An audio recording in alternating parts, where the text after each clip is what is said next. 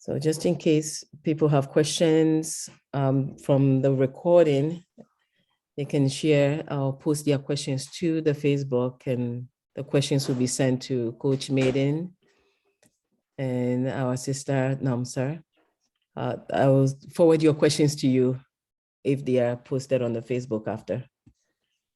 So thank you all for joining, and I can't wait to hear more. I always learn so much from you, Sister Namsar and our friend, Coach Maiden. And today we want to know how to be our own banks.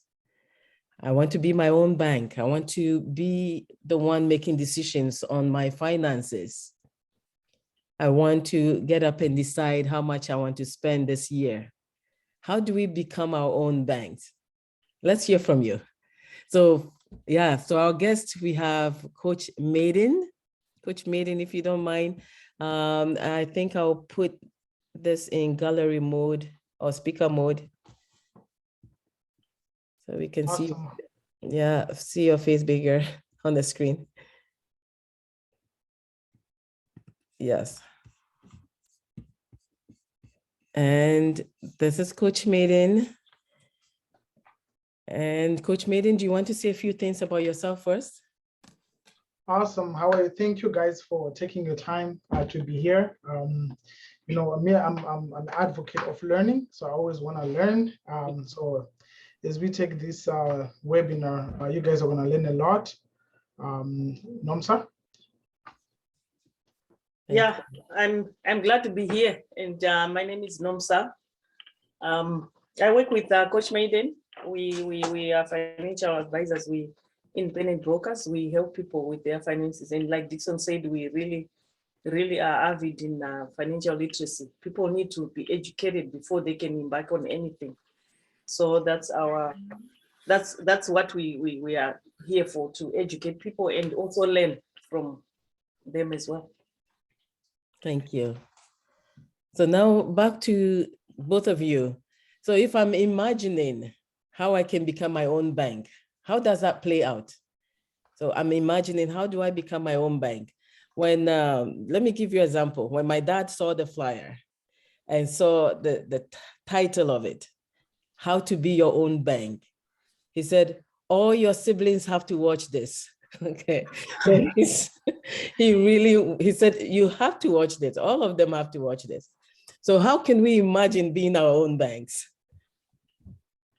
Awesome, awesome. So, you know, I want people to actually, we're going to get into a lot of things today. And I hope you guys have your pens and papers ready to write some questions, to write some stuff you got to learn, right? So it's all about learning and putting whatever you're going to learn today into use, right? So I'll start by actually telling you a little bit about myself. Then you guys get to understand who's in front of you and what I represent. So I was born and raised in Zimbabwe. I came to Canada 2007. Like everybody else, they come to Canada, to North America, to look for that dream, right? You're always looking for the dream. So when I got here, I was very fortunate to get my papers, my working papers, within a year. After that, I managed to secure a job. I was living in Montreal. I managed to secure a job. When I did that, was working. After a while, my boss was like, "Hey, you know, we changed the way we pay. We pay your payroll. We're gonna do direct deposit now." So he advised me to go to a bank and open a bank account. And for some reason, back in the day, our community, we used to go to Western Union with a check, and then you deposit it, and they'll give you your money right away. And sometimes they'll actually, like, I think they would take like 5 to 10%. I don't remember. But when you go to a bank, to a financial institution, they would hold your check for 3 to 4 or 5 days to clear. So I went to a bank. When I walked out with a credit card. I got a pre-approved for credit card. So for me, I didn't understand how credit work, right? It was all news to me. I was from Zimbabwe. I know that there's credit cards in Zimbabwe, but I was never really educated as I was young.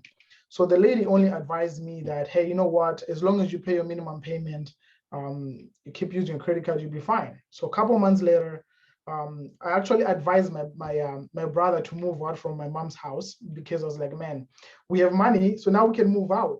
So we moved out. A couple months later, I maxed out that credit card, right? So I went back to the bank and be like, hey, you know what? For some reason, the card you gave me, there's no more money coming out. She's like, wow, you've been paying your minimum payment every month. Your credit is good. We're gonna do something called balance transfer. So we're gonna transfer this balance to this card, and then like it was all news to me. I didn't understand what she meant, but all I knew was the money was coming out from my card at that very moment. So I was like, man, she fixed my card. This is the North American dream everybody always talks about. Your mom needs right? more people to sign up, even if you're not watching. So after that, I maxed out the card again. I did the same thing. I went back and maxed out the card. And then I moved to Alberta a couple months later because the company I was working for in Montreal shut down and moved their call center to Barbados. And I was always curious about finance. I see a lot of people driving nice cars, a lot of people living in beautiful houses, a lot of people doing amazing things. And I was like, man, how are these people getting ahead? Yet I'm going to work every day, and I'm just barely getting by. So that's how I started learning about finance. And as you sit down today and learn about 5 ways to build wealth and becoming your own bank, you're going to understand how this actually all comes through. Yeah, so no, I'm sorry. Wow. So you had a Canada dream, North American dream. And, exactly. And that's why we are here today. Well, we all went through that dream and so, oh, we can have this, I can have that. There's credit card, why not? You are approved. And if you want an increase in your limit, you get an increase in your limit. Yeah, because you don't know how, because as long as I was paying my minimum payment, I was building my credit, but I didn't even know what I was building, right? Because I was never really educated about that. Credit. Yeah, so Norm, so we're gonna start getting into 5 ways to build wealth and becoming your own bank. Wow, I can't wait to hear it. Well, thank you, Abby, for having us. And a little bit about myself. I am from Zimbabwe too, but I've worked in banks all my life. And that being said, I didn't know a lot about money until a few years ago when I started doing what I'm doing. Even if I was in the bank, I was the one person like who educated Dixon about the credit card. That's what I was doing at that time. I was just selling credit cards. I wasn't educating anyone. I have no time. I have 1 hour with a client. That was my life. But now I'm doing it differently. I'm actually showing people the pros and cons of having that and that, not having that. That's why we are discussing today. How about you being your own bank? Start using life insurance, for instance. So with me, my perception for life insurance was it was connected with paying this, something like a bill that I have to pay every month. And I'm insured and I don't expect anything back because I'm insured. So it's like cancels out. I'm paying, and then if something happens, I get something. If not, that's okay. That's how I perceived insurance. And it was more connected to dying than living. Because the type of insurance that we had at the bank, it was not that they didn't have other insurance, but when I was in my position, I was just talking about the term insurance, which is someone has to die to get the payment back, and there's no savings. You can't get anything out of it. You are insured. It's good. It's a good insurance, but it depends. So that after now, I know that life insurance is not more than just a monthly payment. Rather, it is the key player in the framework for your savings for your financial future. I didn't know that. Now I know that. And while this concept of insurance is complex, Dixon and I are going to help you to actually break it apart so that you understand. The one way you can be using this insurance to be your own bank, it's starting by you doing something. So this is you are forced to do when you are making a payment. You are forced to do an investment. It's like a forced investment. You never turn around and say, oh, I need to withdraw that money tomorrow because I saw there's now $300, so I can take $100 and go shopping. No, it's you are going to invest that money, and that money is investing in two things. You have a dual benefit. It's investing in your insurance, life insurance, it's investing in your investment. So some of the money goes towards the insurance so that you are covered if something happens. And then some of the money goes to your investment that you use the money in future when it builds up, when it's a big bag of money, that's when you use it as your being your bank. And by paying your monthly premium, not only have you access to that death benefit policy, you are able to save money. Most people make the mistake of withdrawing their money at the wrong time. And like I said, with this one, you are forced to save in a good way. You are going to be honoring all your premiums every month, but you are building your bank. It's not like you just be in your bank, get money come, you are building it yourself. And then we all know people who have gone to withdraw money from tax-free savings account, even RSPs, to travel, to do other things. And that money is not even growing because you are disturbing the growth. But when it's growing in an insurance policy, it's not disturbed. Even when you borrow, that money will show you the way you borrow without disturbing that money that you are putting aside. That's the good thing about it. Because that's why we educate people that you need to have an emergency fund, and then you need to have a savings for the future that you never touch, because each time you take money, 2,000, you can't replace it right away. So the insurance comes in place to actually help you save, help you invest. And then with an insurance investment, you don't get the option to withdraw, but later in life, you are actually going to enjoy that money while you're living. You don't have to die. It has living benefits. That's why it's your own bank, because if there's a critical illness, you may have a lot of money in there that you can take, and then you focus on healing instead of worrying about money, without even worrying about the work benefits, what are the benefits. You are being your own bank. And the money grows compounding interest. Excuse me, it grows compounding interest even when you stop paying, because this thing you don't pay forever. Even when you say you're investing, you don't pay forever. There's a time limit that you pay and you stop, and then it continues to grow. What does it mean to invest money? When you hear as financial professionals recommending to add insurance on your portfolio, we are usually referring to that cash component that I'm talking about, which is not available in some of the insurances that we have. We just have the insurance that is no cash component. So the cash component is where you start. That's the foundation of your bank. And this also allows you to build this big bag of money that you can start your own intergenerational wealth for your family. I'm an avid advocate for intergenerational wealth, because we have to start it for our generations to come. And yeah, over back to you, Dixon. It's going to talk about the borrowing part. Okay.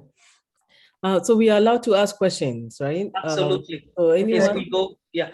But we were hoping to put them in the chat or write them down so that because we started a bit late, I don't know what you think, as addressing questions, then move on, or we can answer them at the end. Either one, I think. Either way. Yeah. Yeah, we can, if there are any clarifications, yeah, we can answer questions for sure. Any questions from anyone? Please, let's make it interactive and ask a question. I think it's really important that we get to some clarifications as you go along. Waiting to the end, maybe we may end up forgetting the questions that we have. Absolutely. Awesome. So you can ask questions and put them in the comments, and then we can answer those questions as we go. But, talking about intergenerational wealth, right? In the comments, who want to change their family tree, right? If you want to change your family tree, we got to think about intergenerational wealth, creating wealth for the others. So when we think about alternative avenue to borrow money, right? So some insurance policies are like rent. You pay them, you get nothing. Think of a car insurance. If you don't get into a car accident, you won't get any of your premiums at the end of the year, right? The good thing is that money comes to our loved ones in the event that a death or something happens, if the policy is in force, right? So however, the type of insurance we use, it enables you to be your own bank, right? Which protects your life and actually builds a cash value, right? In the same component. The cash value, the cash component of your life insurance policy acts like a savings account that earns interest and is used to, and you can use it during your lifetime. You do not have to die to use it, right? The cash investment in the life insurance policy is structured so that you can borrow against the cash value to make, whether you want to make a down payment for your house, whether you want to finance your children's wedding later on in life, whether you want to buy your wife a car, right? So you can use that cash component when you're still here. You don't have to actually die to use the money. And it serves another avenue to get cash opposed from borrowing from the bank. So you become the bank, right? You can access the cash value in the policy, and you can take it out on tax-free basis. So which means, a lot of people always talk about taxes going up, right? So you want to look at ways where you can actually not pay taxes and still build wealth, right? We also advise on different ways where you can invest and borrow this money so that you can become your own bank, right? So those are the a few components of it. So the whole idea of building or becoming your own bank is through an insurance. That's what we are discussing here. Yes. And then the insurance has two components. It has life insurance component and then investment component. And then it's from the investment component that we can build or become our own banks. That's what I have written down so far. Yes. Okay, so you're borrowing from the investment component. How does that work? Yeah, you are borrowing from the investment component. Remember, we different people can afford different premiums. So I'll give two examples. For instance, myself, I don't have a lot of money, so I can afford let's say $300 premium. So it will depend on what is in my cash value, in my cash surrender value, and then I can just borrow from the insurance company itself without having to disturb the insurance, or I can take that policy and take it to my bank so that it's collateral for my borrowing. I'm still being my own bank, because if they say you need to give these assets, you need to give those assets, I still have my insurance as my collateral. But the other way that I really like is when you borrow from the insurance itself, company itself, you don't have to go to the bank. You are borrowing, and the insurance is taking your policy as your collateral, because they know at one time you die eventually, and they'll take their money at the end. You don't even have to pay it back unless you continue to wanting to borrow more than what is in the cash surrender value. So you can, there are many ways. Even business people, they use it for different avenues, because they can afford premiums like $100,000 a year.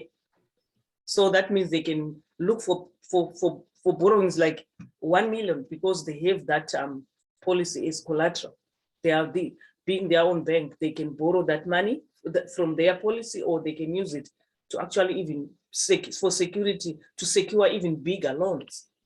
So either way, you have the control. You are in control of how you are borrowing. So you're actually detecting to the lenders what you want, because you have something that is really important that they know. As long as it's in force, at one time someone will die and there might be $5 million in there, but theirs is only maybe 700,000. So they know they will eventually get their money. I don't know whether that explained it. It does. So is it as easy to withdraw like when you have investment? If I have an investment, I can always decide to end the investment and then take my money out. We will guide you on that, because we don't want this to be, we do, I don't say we do not encourage you to treat it like your savings account that you just go dig anytime. Okay. Remember, you're building it for something in the future. So it has to, yes, you have to let it grow. That's why in the first place, it's a forced investment that you are building something and then turn around and use it. Yeah, you have to build it. So you can't be your own bank when you are not prepared to build. So the money is not falling from a tree. It's not Not falling from a tree, but it's coming from you, but you are putting it in a good place where it works harder for you. And then in the future, it's available for you to use it as well, versus you now going in the line to ask for a $50,000 loan when you have a case surrender value of 100,000 in your policy. Wow, I don't know if anyone else have a question. I would like to hear some other questions. I think you're ready for other questions. How long will it take to build? So it just depends, right? So it depends. Some people, they start with a high amount. Some people want to start with a lower amount. So it just depends on how much money you want to build and what is your definition of building wealth. So it's always customized to you. It's customized. Generally, Dixon is right. Generally, it takes 10 to 20 years, depending on how much you want to put in, like he's saying, but the maximum is 20 years. But it can be lower because it's like paying your mortgage. You are given 25 years amortization, but you see someone paying their mortgage in half the time. What are they doing? They are putting more money in that so that they can pay off their mortgage sooner. The same concept applies for this being your own bank product. It depends how much you put in there, you build faster. So you may start slower because you have other obligations that are going on around you. But as soon as the other obligations are getting lesser and lesser, that's when you increase more money so that you eventually get to build bigger than you started.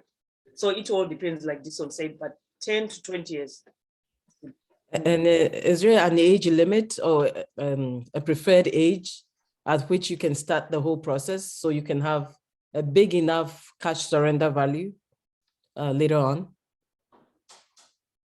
I think Dixon will answer that. Dixon, you can go to the question to the other. What does it have? What age can you build? Then, if you just give them that information, what age should you begin to purchase life insurance?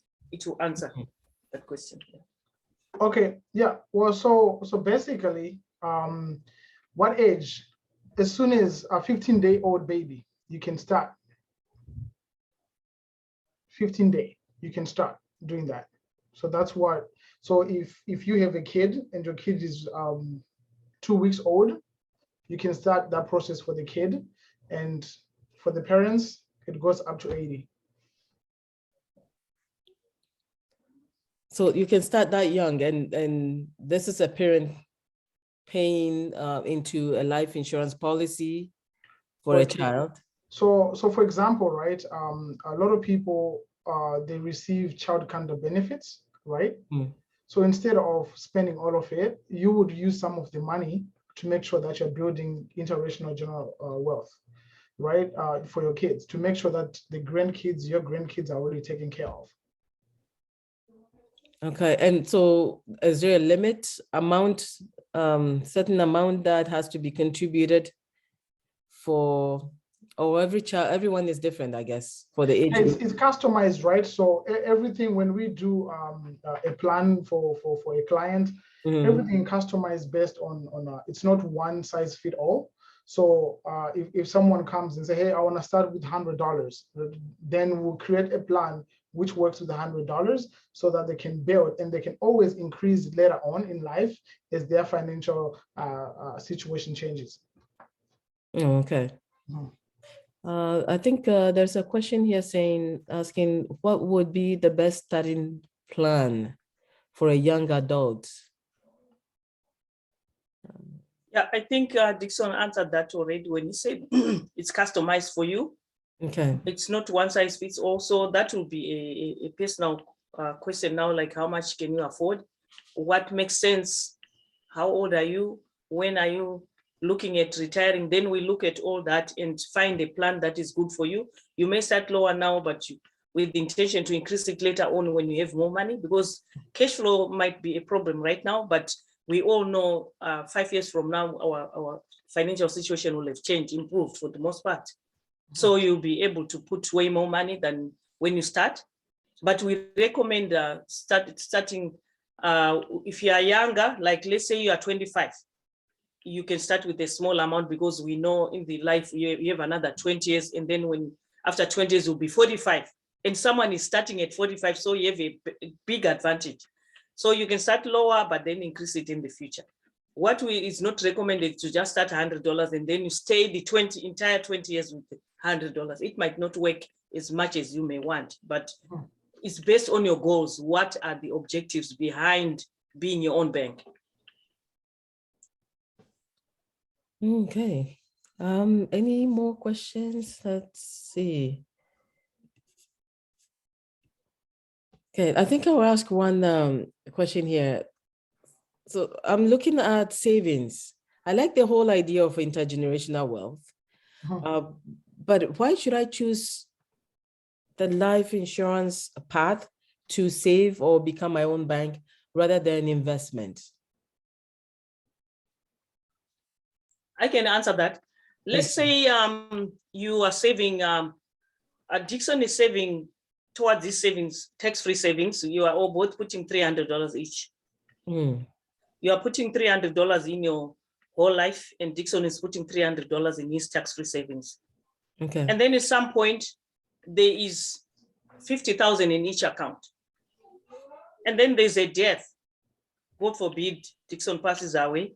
His family has only 50,000 from the tax-free, but your family, Abby, has 50,000 from the contribution, that plus the growth, plus the death benefit, which might be $500,000 or $2 million.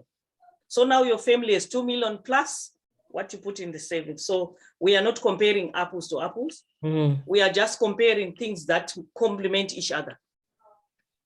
We need a tax-free savings account or just a savings account, because it's where we go and get, it's an emergency fund, it's everyday funds, it's everything. But this other thing is for life, protecting our life. If you have a mortgage, your mortgage will be paid off. Dixon's mortgage will not be paid off after the 50,000. They may bury him, do other things, but the mortgage will still be there. His children are young, they don't have money for school for the future. No one is going to contribute for the other ESPs. The other debt is still there.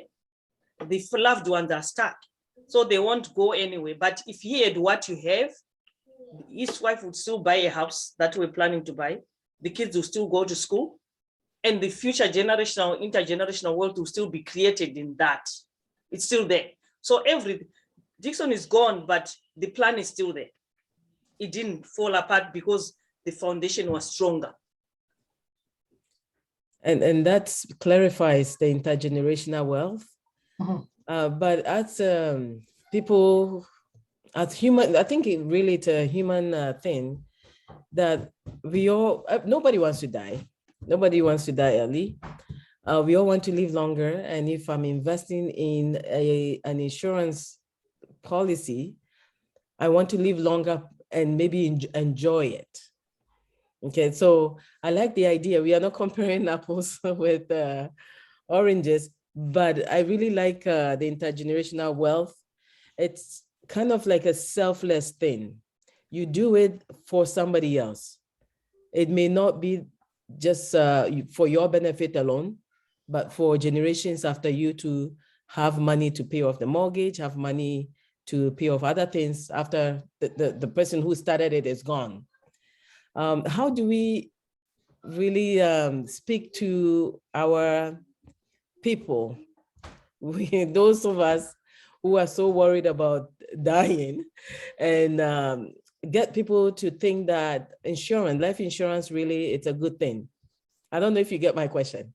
I do. The other thing, what I really liked about what you said is intergenerational wealth, and we are doing it for it's selfless. I like that. It is. But just to put you at ease, even in the pandemic, it's unfortunate we didn't bring the statistics, but the statistics are telling that there's longevity because medicine has improved, technology, people are not dying.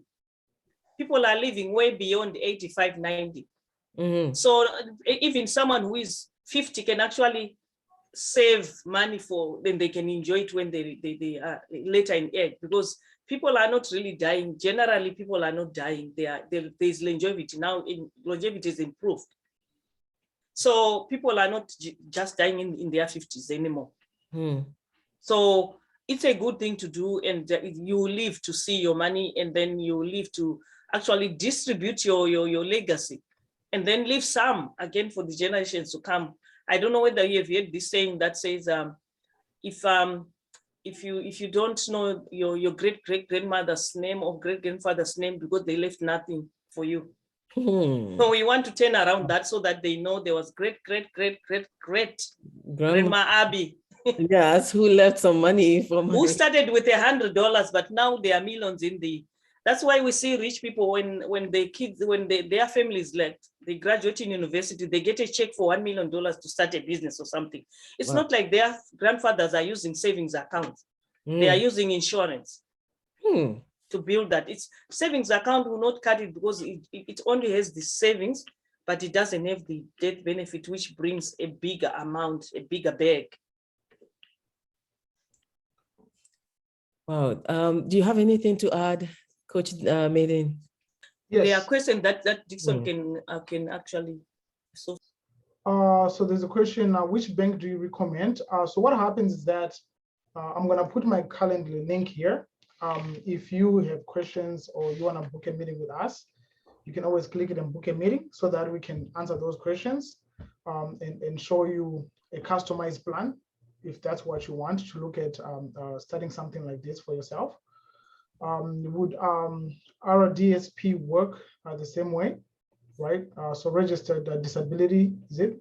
Savings plan, I'm sure. Is that what you're talking about? yes, I think so, but it doesn't have a death benefit. Yeah, it doesn't. It's a savings account. Yeah, it's pretty much a savings account. And I'm gonna go into here, the creditor proof, right? So when we look at this type of investing insurance in the insurance, right? I'm going to tell you with a story here. 5 years ago, right? As I was building my business, I went through a separation, right? And when I went through a separation, we all hear that, you know, when you go through something like that, you're going to lose most of everything you own, right? Most of the time, know that, right? So your cash is protected when you invest in life insurance policy, right? So if you either file bankruptcy or you go through a divorce, right? The invest in cash portion of your policy is safeguarded, right? So I had one of these whole life policy when I went through it, which I started before I started dating my ex. So I lost my house, I lost my company, right? But the cash component, which was sitting in here, right?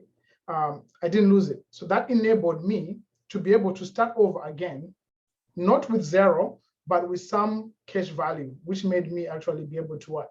To start faster.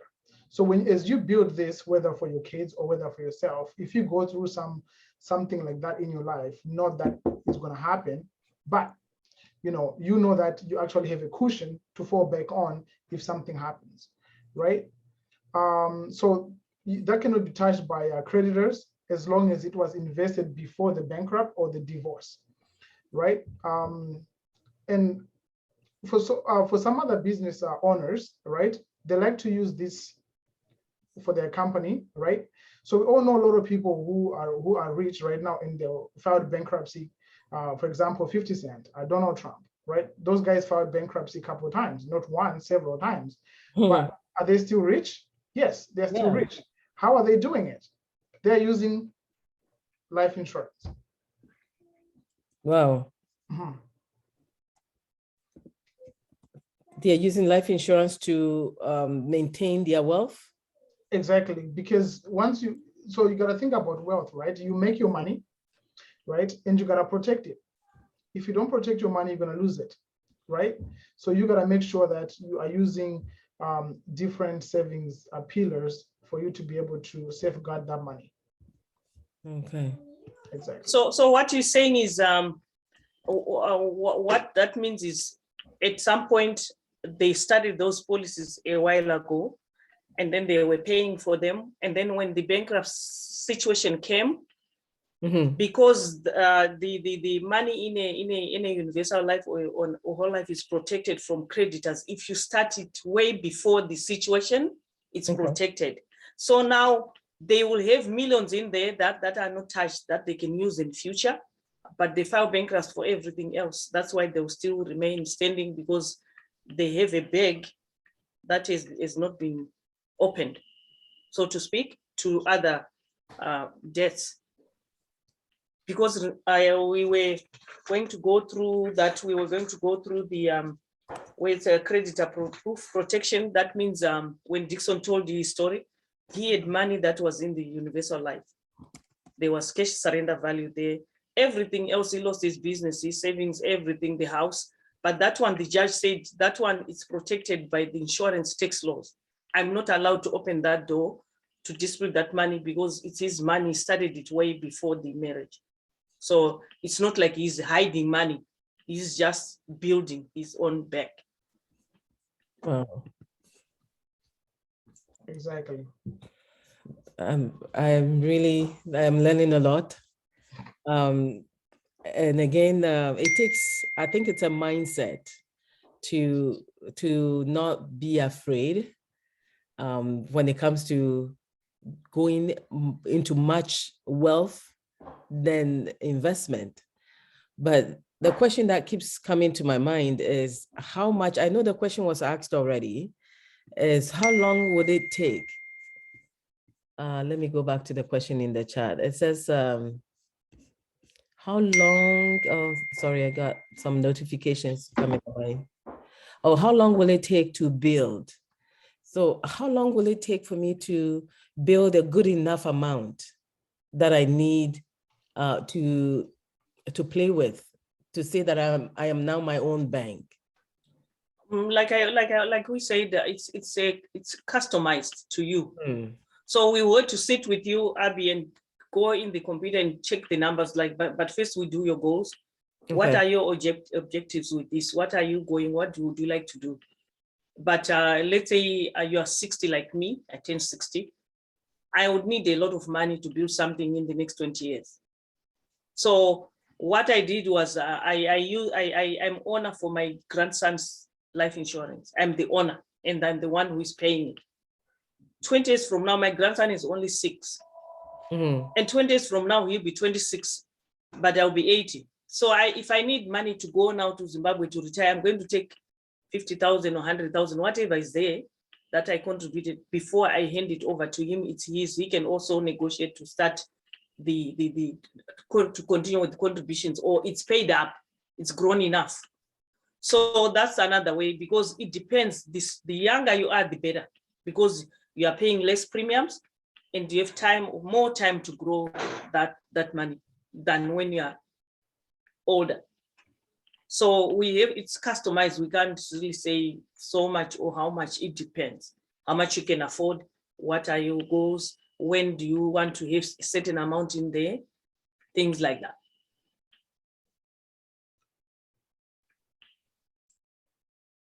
Are you muted? No, I'm done. Yeah, so there's a question in the chat. And the question says, insurance premium has been going up compared to our income, making it financially difficult for some people to acquire life insurance. What advice do you have for those people who are finding it difficult to acquire life insurance? Dixon, do you want to start with that, or you want me to answer? Sure, you can go ahead. Yeah, what I see is we have different kinds of insurance. We have different kinds of needs. In our line of work, Dixon and I, we have seen that insurance, it's actually has gone the other way because of the pandemic. They've loosened up a lot of things in insurance. Even people who some illnesses, health challenges that were not really accommodated, they are starting to accommodate them. Because why? There's longevity. They've realized that insurance companies have realized that people are not dying anyway. They might say, oh, someone with diabetes, we are not going to give them insurance, but that person lives another 30 years. They left money on the table with that person. So now they are looking again to see what, but insurance costs slightly more for people who have health challenges. But again, we would sit on the table with this particular person so that we see what are they insuring. Sometimes there's such thing called overinsured, and then there's something called underinsured. Sometimes people are overinsured for the insurance they will never use. I'll give you an example. People they have 5 credit cards, they have insurance, life insurance for every card, they are paying $50 for each. And then they have another term insurance they are paying. And then they have another insurance again for work. And then they have another insurance again. But we sit down and do a financial analysis and take out all the clutter so that you have one insurance that is good for you, that you can afford, that goes with your financial profile. Do you still have a mortgage? If you don't have a mortgage, you don't need $500,000 insurance because you don't need it. You need millions if you have a mortgage, so that if something happens while the mortgage is still on, money pays the house and the kids still have some more money. So we are going to customize everything based on your needs, based on where you are, where you want to go, and then take it from there. But generally, insurance is loosened up. It's way better. I can't say affordable. I don't know what we are talking about here, but I've seen it. The companies that we deal with, they also give some discounts or something depending on what is going on. But it's way better than what it used to be. Okay. I'm not sure if anyone else has a question. Dixon, let's put our telephone numbers in there and then they can reach out so that if they want to, but we so yeah. I put our calendar link too. So you can just go there and book either NOMSA calendar or my calendar. You can jump and look at a situation, whether you're looking at insurance for yourself or your grandkids, starting building that bucket for your family, right? Because the idea is to be able to, one, retire without paying a lot of taxes, right? Because no one want to pay a lot of taxes when they retire. I don't. Yeah. I always look at ways and building that intergenerational wealth for your family tree, right? Yeah, to add on what Dixon is saying, let's say you are maxing out on RSPs and then you don't have insurance. When you retire, you are going to pay taxes on those RSPs when you take out money. But when you have a life insurance that builds savings inside, and then you start using it the way we are going to show you how, you are not going to incur any tax liability on that money because it's a loan. You are borrowing it from your own portfolio. Any loan, you don't pay taxes on it. So people might say, oh, my tax will be lower when I'm not working, but it depends what you have in your RSPs. If you have $1 million in there, you are going to pull out a certain amount every month, every year. If you pull out 150,000, you are still way up there in the tax bracket. It doesn't go down because you are 80. What goes down is how much, what actually make a rate go down is how much you are having to pull out from your RSPs every year. If you are pulling 30,000, it will go down because maybe you're making 60. But if you have built this big, humongous bag of money in your RSPs, such that now you have to pull out what the minimum that government wants you to pull out is 150,000 a year, you are still up there in the taxes and you are going to pay huge. But if you pull out $150,000 every year from your life insurance policy to be put in your bank, you don't pay a dime in taxes. So it's a tax strategy on its own. I'm not saying RSPs are bad. They are good, but it depends. They are not for everyone. It depends where you are in your lifestyle, but an insurance will always be good for you, regardless where you are. Because it will protect those taxes that I'm talking about. Because if, say, you pass away, you build $1 million and you pass away, you leave in 600,000 in there to go to your family, your spouse will not pay for the taxes. But if your spouse is gone, the children will pay taxes on your RSPs. So if you have a life insurance, they'll get the money from the tax-free money from if they are beneficiaries on your life policy, and then they'll be able to pay for those RSP taxes so that they get the money. Now you intergenerational wealth, we have made it for them to afford to get their legacy, because there's some legacies you pay taxes. RSPs are one of them. And the other good thing, just to add on top of it, I don't know if anyone here knows anything about probate. when someone passes away, your staff will sit in probate because the government have to close your estate. So when that happens, is that there's probate fees. So in this particular pillar, if you're building wealth here, it passes that probate. It goes to the beneficiaries right away. So your money is not going to sit in probate, and the government had to calculate, okay, how much does your estate owe in taxes, right? While the kids need to eat, the family still, the mortgage still have to get paid, right? So in that situation, that will cover that, making sure that that money passes to your kids, right? Mm. Wow. So insurance, I have learned so much from you. Before, the whole idea or knowledge that I have about insurance has to do with just a death benefit. But now getting in touch with you, I've gotten to know that there's more to it than just death benefit. And then now you're talking about the tax component, that you don't pay taxes on the amount, the cash surrender value. There's no taxes on it. Yep. Wow. There's no taxes on it if you borrow, if you take it out the right way, which is what we will, that's why we said we'll manage the funds and we will help you on how to administer that product to be your own bank. This is great. I don't know if anyone else have a question, but Coach Dixon, if you don't mind putting in your email address, I just want to share a screen. So on the recording, it will show your contact information. If you can please put your email address in the chat. I have, oh, here, good. Because if it will be permanently on the recording if I share the screen. And thank you so much for this. So I have your calendar, I have your phone numbers, email. Thank you so much. Any more questions? I think I have gathered a lot of information, but I don't know about our friends. If anyone... For those guys who have more questions, like I said, it's better when we do it on one-on-one. That way we can get into more detail. You can look at a situation in that way, so that we can build a customized plan, because this is more like a general information, right? Okay. Yes. And we can show all the numbers, your age, where you want to go, how much can you afford? Like there was a question of insurance is becoming expensive.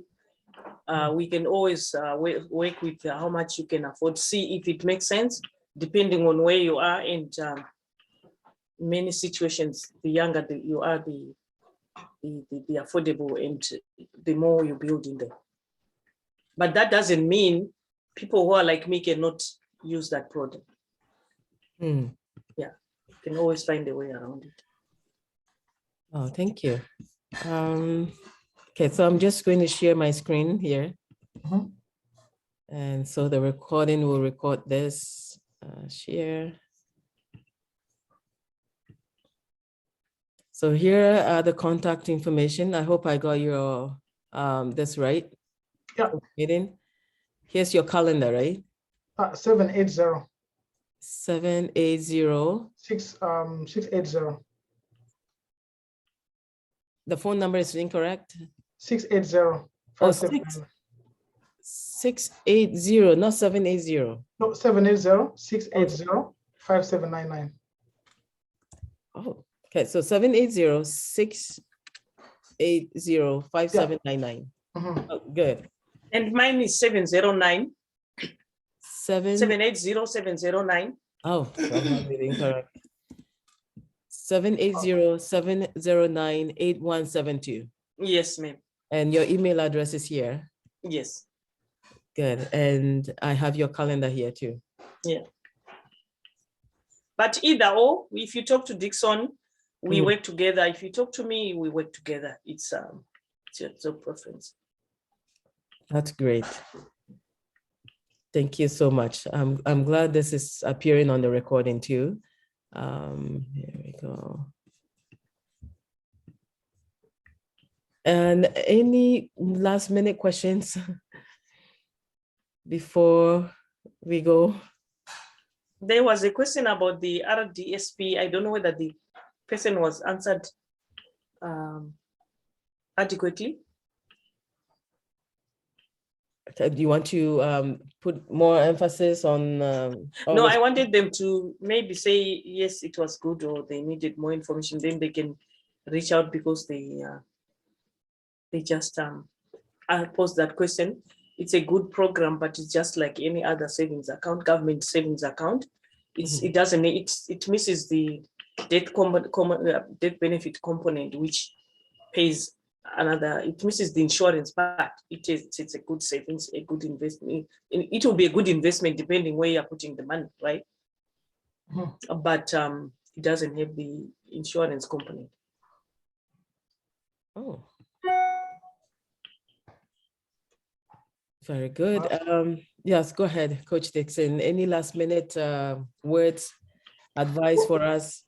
Well, for me, I always say, when you look at your financial plan, especially in 2022, it's always good to always review it as your situation changes, whether you get a new job, whether you get married, whether you get divorced. It's always good to actually review it so that you're actually aware of what you're trying to build, right? That way, you're always ahead of your goals and the things you want to achieve in life. Thank you. Well said, Coach Dixon. I can say,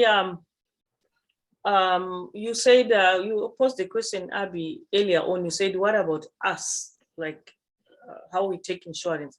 I would say we need to continue being educated on insurance, that it's something that we should not be scared about, something that we should actually use all the time, because those people who are using it well, we have been using it for the longest time.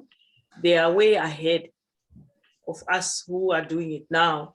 And then sometimes wait when it's too late, when we are not insurable because of health challenges, because of like my situation. I was working for a bank. I was a commercial account manager. I was in an accident, nasty accident, and I'm forever grateful to be alive. And so I went on sick leave for 6 months with paid benefits for the banks. Banks, they have very good benefits. They don't really pay well. Don't tell them I say that. But the benefits are really good. So I was one person who thought I had it all. I was living the life like Dixon was saying, and I didn't really look for any financial education anyway, because I thought I had it all. Because I have a banking degree and an accounting degree, and so all that, I thought I knew everything. But knowing everything, knowledge is power only when you use it, not just knowing it. You have to use it, right? Yes. So that being said, I didn't even look for secondary insurance, such that when I came back to work after being away for 6 months, I was laid off. I was surprised, because I had survived other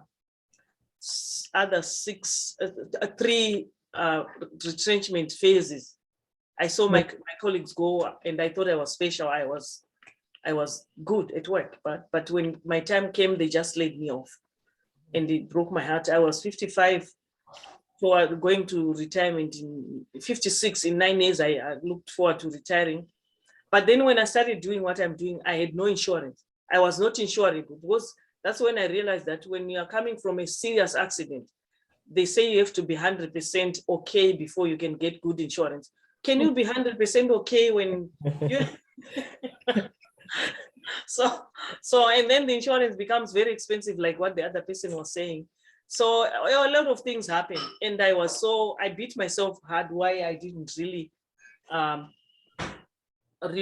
look for those things when I had the time, so it's something that we all need to look into, and then with an open mind, and see where we can do a lot of research, because the company that we use, Dixon and I, they are the companies that have been there in Canada, some for more than 125 years. They are not going anywhere.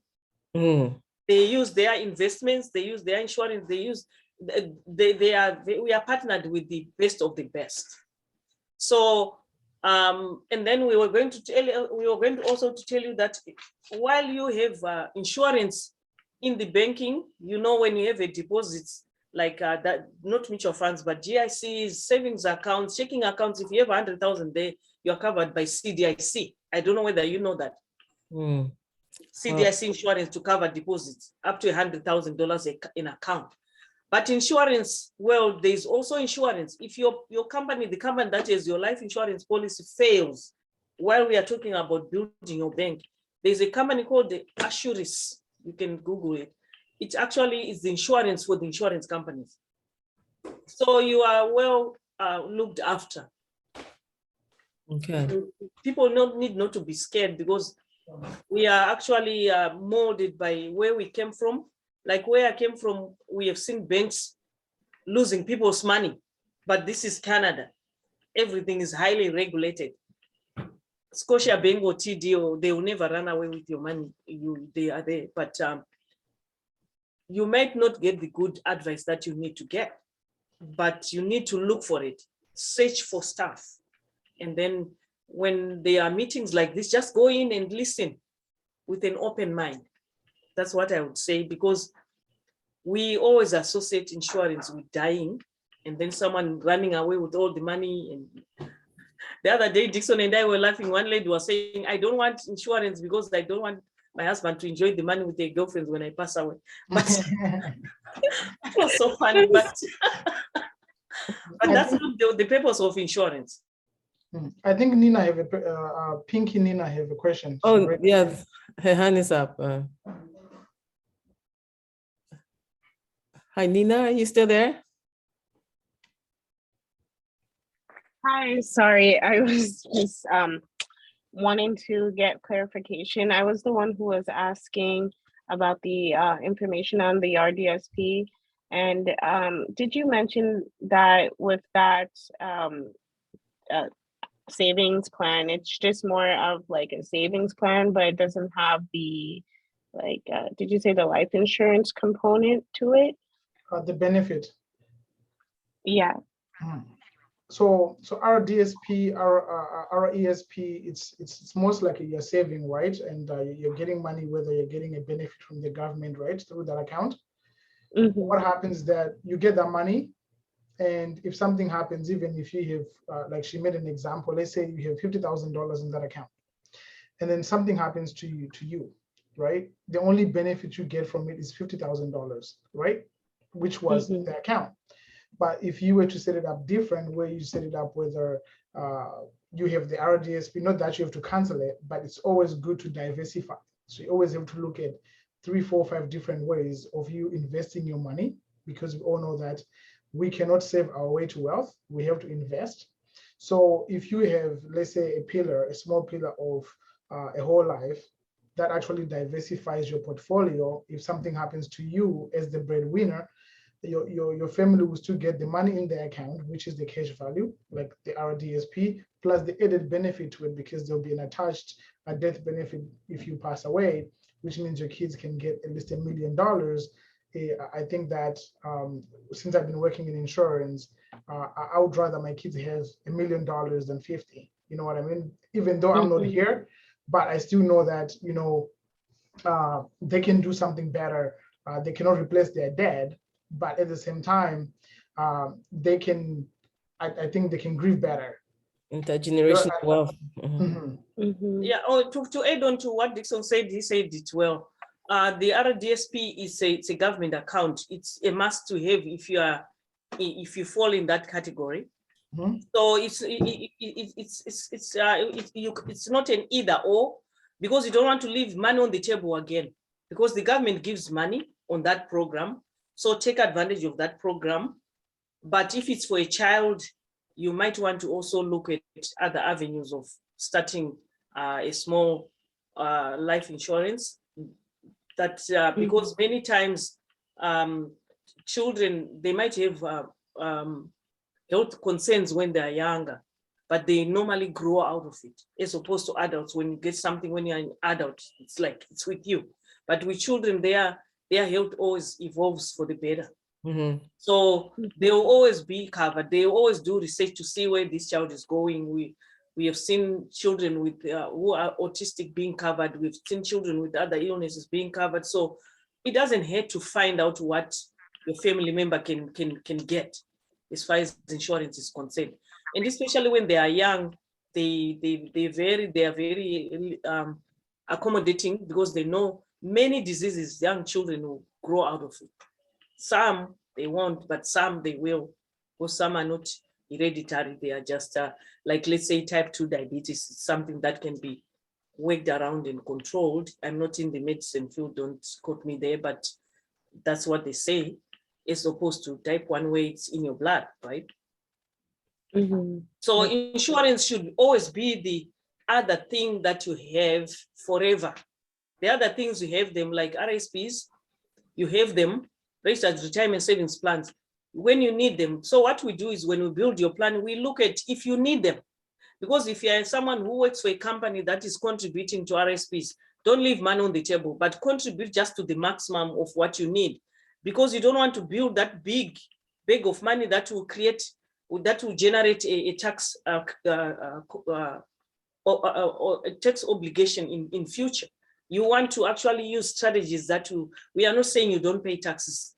We use legal ways for you to actually pay the taxes that you're supposed to pay, not more, not less. So yeah, so insurance is always something that should always be at the back of your mind, that if you look at rich people, they will never use their own money. Their money is always growing. We are always pulling out our money because there's an emergency back home. We are always pulling out our money, and we take time to replace it. And once you pull out money where it was growing, it's disrupted. That's why insurance is a forced investment. Even if when you pull out money, you're not pulling you are pulling somewhere in another bag where they say, we know you have money there, we will give you from this bag, but we are not touching that bag. Yeah. Okay. So it works in conjunction together. So what I'm hearing is that it's good to have the RDSP and put like the minimum towards it, but also have the insurance, and probably make the insurance a little more of a higher priority. The RDSP is a government product. I would work with I don't know who is advising you on that, but there's a minimum that you need to put so that the government can match or something. I could be wrong. So you don't want to leave money on the table. Put as much money as you can, so that, just like education funds for kids, you have to put in the minimum so that the government will give you the 20%, right? Yeah, but the RESPs, they have to be in a good place to grow, because many families, they do education funds and they leave them in the bank where they are making 0.05, and they are not even enough for one semester. And yet the parents were paying for the past 15 years for that child, but the money is not enough. Why? They didn't do anything wrong, but that money is in the wrong place. It's just, we use the same vehicles as the banks and all other investments, but we use different drivers. It's just the driver. Some drivers are stopping at every pizza place. Some drivers are just going where they are supposed to go, and they get there on time. So you need to be looking at options, do research. Well, and then when you know someone like Dixon and myself, ask us. If we don't have the answer, we can always look it up for you. And because that's what we do. When we need help with the dentist, with our teeth, we go to the dentist, we don't go to the lawyer. So we have a habit of talking to our friends, talking to our family. They might not know the answer. They might be a doctor, but they don't know about finance. So you should always have a go-to person when it comes to your finance, your law, your accounting, your health, everything. You should have a specialist in your life for everything, because there's no one size fits all for your life. And the bank, I used to work there. I like the bank so much because we get paid, we pay our bills, they give us loans. But when it comes to investing and insurance, find second opinions. Because I was there, I know what I did to myself. I worked there for so many years. I worked for TD, BMO Scotia. We do the same. We sell credit cards, we sell accounts, we give you mutual funds of the bank. We don't go outside, say, oh, RBC has a better mortgage, go there. You'll be fired if you're working for TD. But Dixon and I, we are independent brokers. We look for the best for our client. We don't do it the other way, like I'm working for so and so. So we can always find information for you. And we were like many other people at one time that insurance is not good. But now when I can't have it, that's when I find it so important. But that's why I have the passion. When I'm talking about insurance, you see me lightening up because mine was taken away from me by the bank when I most needed it. Imagine someone taking away insured benefits for someone who is still working with a psychologist to sleep because of pain, someone who's still going to physiotherapy and massage, and they take it away. Oh, we are sorry, your position has been closed. How is that? And I wrote a book about it. I'll share with some of you. I'll share. I wrote a book about I didn't write a book, but I wrote a chapter with many other ladies. We were sharing our stories of transformation. So it's said. What's the name of the book again, please? The name of the book, unfortunately, I didn't bring the link to the meeting. I'll send you separately. Dixon might have it. It's called Life's Crystals. So stories of transformation and the power of change. Life crystals. It's life's crystals. Okay. Yeah. Mm-hmm. Great. So it's amazing how and Dixon was way better than me when he was younger because he came to Canada and one of his financial services products was whole life and it saved him. Very good advice. I thought the bank was taking care of me, but when you are a number, no one really takes care of you, the number. Yeah. Just an employee number. Thank you so much. I don't know if anyone have any more questions or any additions from you, Coach Dixon, too, or? Well, for me, if you have more questions, don't hesitate, book an appointment, it's free.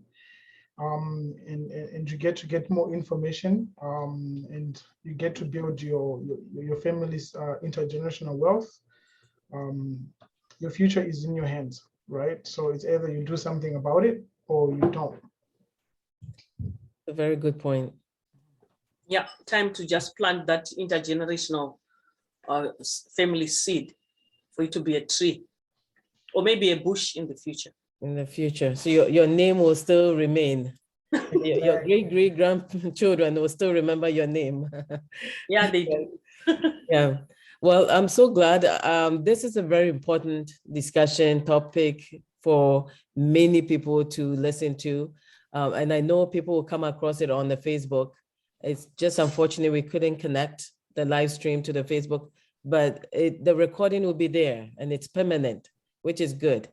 Mm-hmm. Yeah. So thank you so much. Someone has a hand. I think. Oh, someone has a hand. Oh, the hand is still up.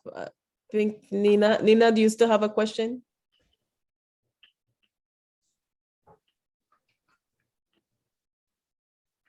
No, I think it was a previous hand. It was previous, yeah. Oh, sorry, I forgot to put it down. Oh, that's okay. Well, thank you all for joining us. If there are no more questions, and in case someone will like to refer people to watch this, it will be on Facebook, AfriCanadahub, Facebook, AfriCanadahub. Coach Dixon, thank you so much for joining us. Thank you for having me. And you're welcome. And my sister, Nomsa, thank you for coming on again. It's always good to have for you when you have my Coach sister. Dixon, Coach Maiden along. And this is the beginning of many, many talks to happen. Oh, yeah. With Coach Maiden. Yes, I really like your depth of knowledge into insurance.